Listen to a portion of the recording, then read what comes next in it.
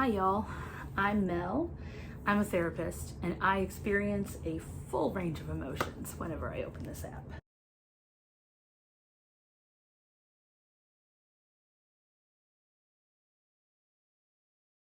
Hey everyone, I've been working all day, just got home from a home visit.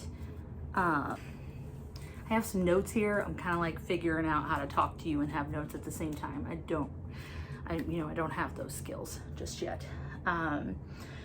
So anyways, I wanted to spend today talking a little bit about stan culture. I'm 39, I shouldn't be saying words like that, but here I am. Sorry, my wife is texting. Okay. Specifically, I'm wanting to talk about toxic fandoms. And I'll just take a quick pause for a second to say the word toxic, I think, is pretty diluted, in a sense. People kind of like call something toxic if it isn't immediately helpful to them. I kind of prefer to save it for situations that, yes, Hetty, hi, this is Hetty. Say hello, Hetty. And that's Carl. Anyways, I like to try and save it for situations that are almost poisonous to those and it spreads harm out to others around us. I think a lot of YouTubers have toxic fandoms, subscriber bases, things like that. You probably know most of the ones that I would mention, which are obviously Gabbie Hanna, Jeffree Star, Shane Dawson, people like that. Here's the thing. It's okay to like a problematic thing. It's okay to like a problematic person. What's not okay is to pretend that they're not problematic and to allow yourself to be operationalized in harming others to protect that problematic person. The three people that I mentioned above, all of them have done unforgivable things.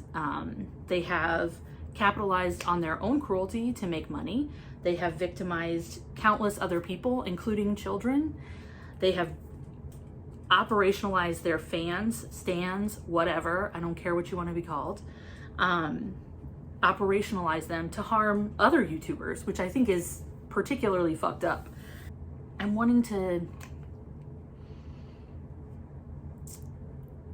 to use this moment, I guess, to say that I think we need to start evaluating the people that we support and the context in which they exist. And I mean this both emotionally and financially. I think it's time for us to start evaluating the people we love, both emotionally and financially. I'm not saying we should stop loving what we love. We should stop watching media that we enjoy. I'm not saying that at all. I just think that we need to be much, much more aware of the full context in which these creators exist. And I really, really, really need people to stop attacking other people when they criticize your faves. And then there's the piece that, like, literally, who gives a fuck? Who cares if somebody else likes what I like? Who cares if somebody else doesn't like what you like? It doesn't matter. This does not matter.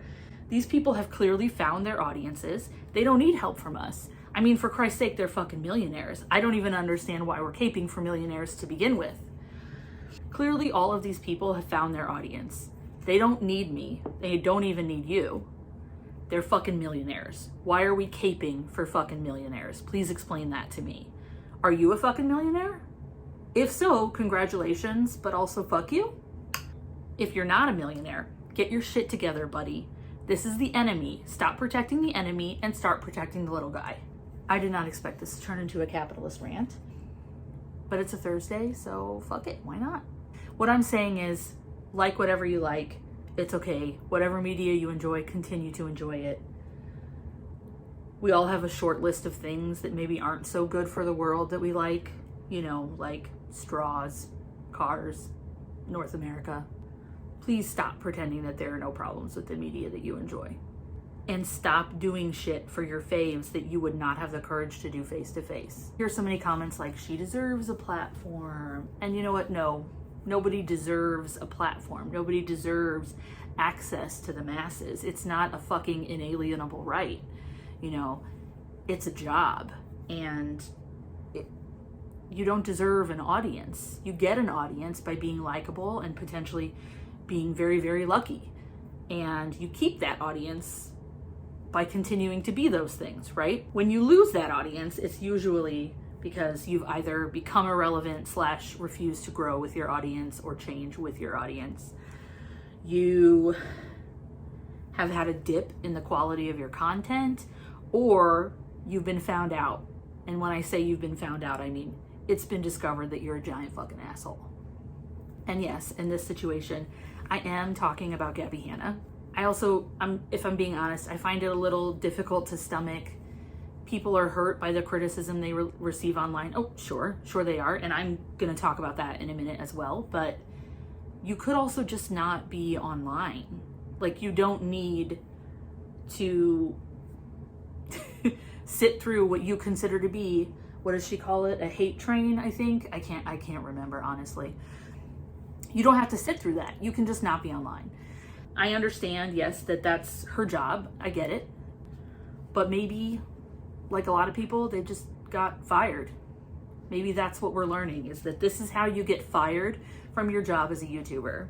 And people do get fired for harassing and stalking their colleagues. Of course, it's increasingly clear that the stands surrounding Gabbie Hanna are not really old enough to understand that, the nature of a professional job.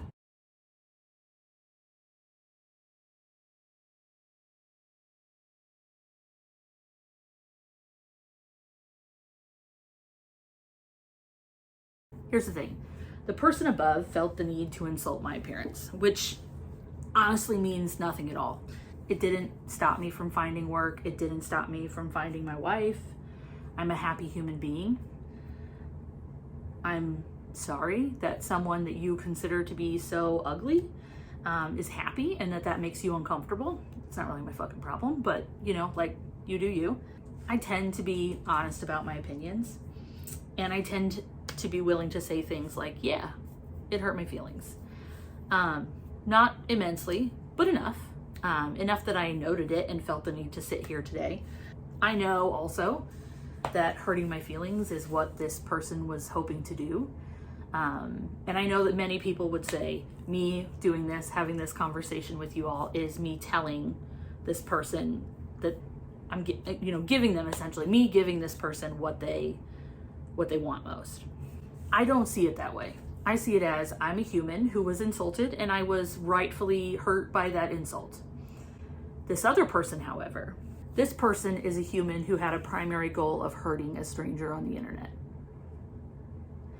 This person is a person who doubled down multiple times and said that I looked like a mess, which frankly I did. I even said so in that, in my intro. I said that, I'd been working all day, I was tired. I'm still a little bit messy. I'm not wearing any makeup because, I don't know, now it feels like defiance, but I'm not wearing any makeup. This person also questioned my credentials, which I find to be a little bit more problematic than anything else, because she has no reason. I'm sorry, I don't know that this person is a she. They have no reason to question my credentials. I understand that the fact that I curse and have tattoos and purple hair and I'm obviously gay is a problem for some people, but that doesn't mean that I don't get degrees. So I'll just be really clear here. I have a master's degree in social work from Columbia University, and I am licensed as a professional social worker in the state of Missouri. Before some other dumbass makes some comment about how social workers aren't therapists, we are.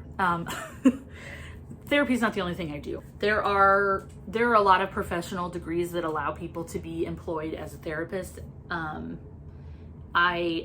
Social work is one of them. So there's like the marriage and family therapy, there's professional counseling, there's psychology, all of that stuff, or even psychiatry if you go for an MD. All of those professions can be therapists.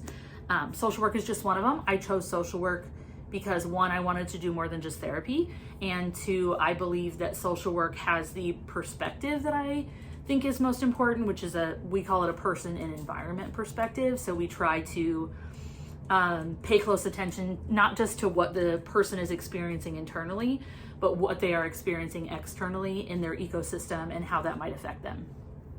I can go into that at some point if someone would like me to, but I'm not gonna belabor the point. What I am saying is I am a therapist. I work primarily with families and children, so I meet actually a lot of adolescents who are making decisions that perhaps they wouldn't make if the situation was a little bit different, or rather if they were older. And that's one of the reasons I find it really hard to believe that these stands are older than the age of 20 or maybe 25, because that's when your brain stops developing. I try really hard to be gracious and allow people the human right to fuck up, because I fuck up all the time. But there comes a point with the actions of these people are just too abhorrent to be ignored. And now, this comment is not one of these occasions, right? It could be ignored and given no attention, and maybe, I'm sure plenty of people think that's exactly what should have happened. And I do realize that I'm making a mountain out of a molehill. But it's more just an example. Some of what these stands are doing is far worse, so much far worse than what I've experienced. They are doxing people. Specifically, they doxed Hella Bleach. I want to say they doxed Ambrin, but I'm actually not sure about that. They have spread a false allegation of CSA. You know, they're literally breaking the law. And this cannot continue to be ignored. While I've been focused on Gabbie Hanna's stance, she's not the only one that has this problem. When I come across this kind of behavior, I wonder if these people ever think about their values. And I realize saying this like makes me sound very superior, because I do that. I sit around and I think about what my values are, and I try to make sure that I am acting according to those values. But I'm not. I'm not superior. I absolutely fuck up. I make mistakes all the time. I tend to cry every time I make a mistake, which is a little embarrassing, but I do fuck up, and I recognize that I fuck up, and my humanity is something that I try to honor. But to me, when I say that I sit around thinking about what my values are and make sure that I'm acting in accordance, it means that I'm trying really hard to live up to my own standards. And the more time I spend on the internet, the more it seems like people don't ever ask themselves what their values are, what they believe, what is important to them, what has value. And they certainly do not question their own behavior. Okay, honey. They certainly do not question their own behavior. I don't know when we became a population of people who thought it was uncool to be kind, or thought that offering someone grace showed weakness. It doesn't. It doesn't show weakness. This has been, for me, over the last decade or so, probably the hardest thing for me to discover, is that we are now a community of humans that don't care about each other and don't care if we hurt each other. And I guess I've gone on very long to say this, but I guess what I'm trying to say is that, like, I am 39 years old. I'm a sarcastic asshole. I enjoy my life for the most part. My job is really stressful. I love my animals. I love my wife. And I will try my best to be kind.